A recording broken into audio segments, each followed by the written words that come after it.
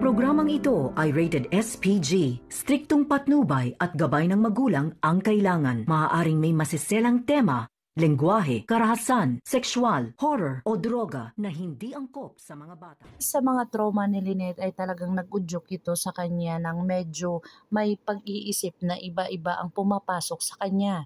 Dito na nga ay talagang prosigido ito na si Dr. Katie na makausap ito si Lynette ni Dr. Evangelista para ito ay maagapan.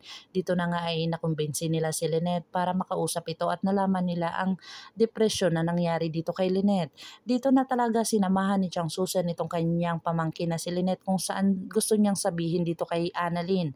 At talagang inayawan ni Lynette na sabihin dito sa kanyang anak na kung saan talagang porsigido ito na maraming pinagdadaanan dito sa kay Don Pepe, lalong-lalo na ngayon na hindi lang si Don Pepe ay talagang hinahanap pa rin nila ang tunay na salarin kung bakit nagiging or nagkaganito itong si Don Pepe. Dito na nga si Lynette at saka si Giselle ay talagang porsigido na malaman ang katotohanan, pero si Dr. RJ Tanyag ay nagpabilog na naman sa kanyang anak na si Zoe kung saan talagang naniniwala siya sa mga acting nito dahil sa gusto na daw ni Zoe na mamatay na lamang at magpalit na lang sila ni Don Pepe. Pero nga itong si Dr. RJ ay talagang nagalit dito kay Giselle upang ito ay talagang aalisan niya ng karapatan dito sa Epix Medical Center. Ito naman ay talagang sinabihan siya ni Dr. Ray Meneses na wag agad-agad magdesisyon dahil nasa mga crisis pa sila ngayon, lalong-lalo na talagang ang kanilang ama ay hindi pa magaling.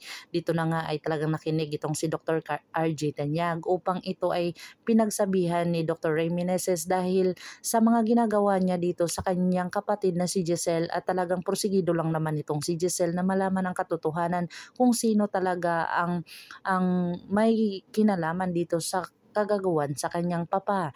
Dito na nga kaya maintindihan ni Dr. Carlos RJ Tanyag ang lahat ng mga sinasabi niya dito kay Giselle kung saan malalaman niya ang katotohanan ay talagang masisisi niya ang kanyang sarili dahil sa hindi siya naniniwala dito sa kanyang tunay na kapatid.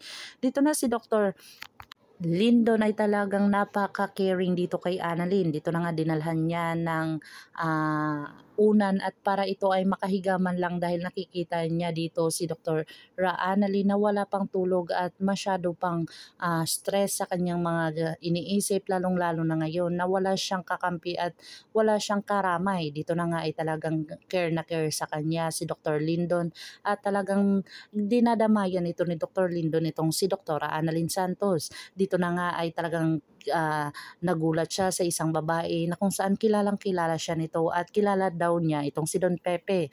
Dito na tinanong niya sa isang babae na kung bakit siya nakilala nito at sinabi dito ng isang babae na ikwento daw ni Don Pepe sa kanya.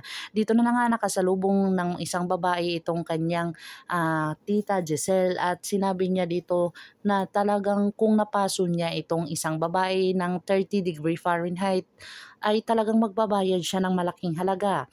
Ipinagtataka ni Giselle ang mga sinasabi ng isang babaeng mataray na kung saan hindi siya pwedeng magalit dito dahil parang lumambot ang kanyang puso. Dito na nga kaya malaman ni Giselle ang buong katotohanan na ang isang babae na iyon ay tunay niyang anak. Ito pala ang dahilan kung bakit lumipad itong si Don Pepe doon sa US para ito ay hanapin at talagang makausap ito ng masinsinan.